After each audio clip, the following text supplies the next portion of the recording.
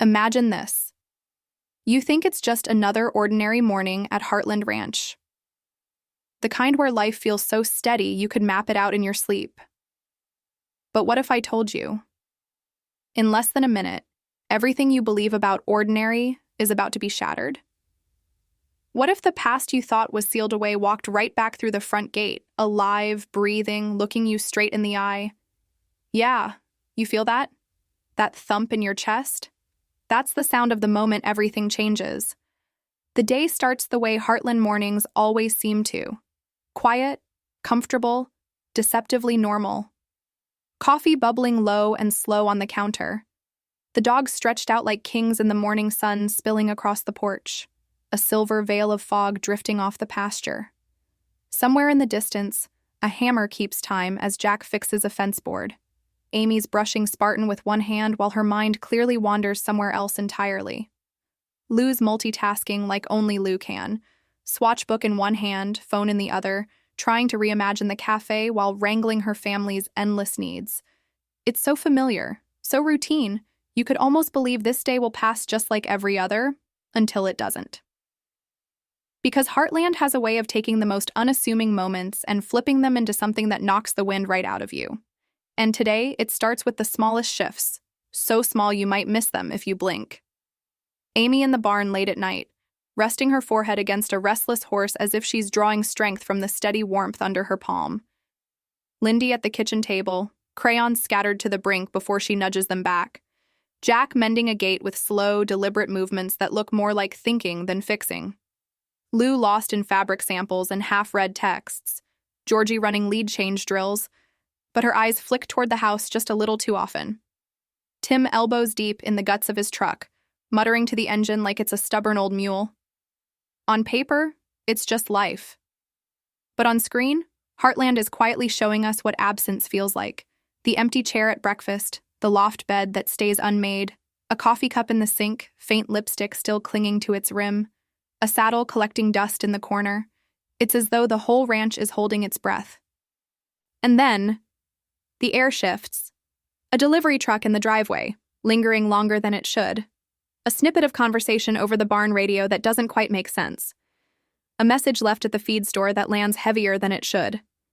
Little threads begin to pull, and without knowing why, each member of the family starts drifting toward the same spot, the same moment.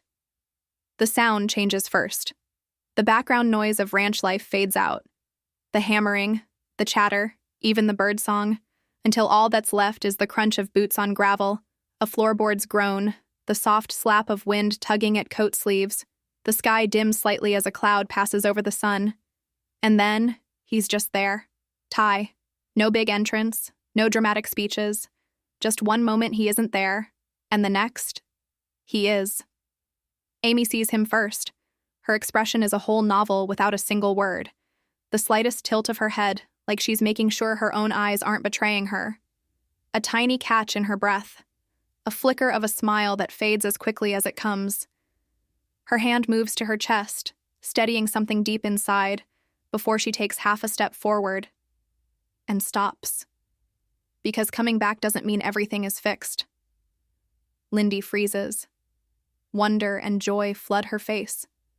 Her dad is standing right there, as real as the bedtime stories and barn check-ins she remembers. Lou's reaction is more complicated. A cautious smile. She knows what hope feels like, but she also knows the crash that can follow. Georgie stays quiet, steady. She's learned that love is sometimes about waiting to see if someone is solid this time. Jack? Just a steady hand on Ty's shoulder and one question. Are you here to stay? It's as much for us as it is for Ty. Tim hides his relief under a layer of sarcasm, but you can see it in the glance he sneaks toward Amy.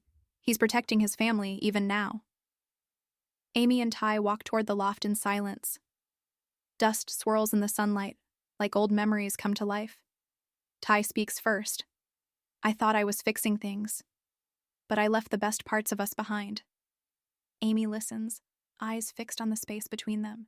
She lays out her truth piece by piece. Missed birthdays, lonely nights, the weight of raising Lindy without him. Ty doesn't turn away.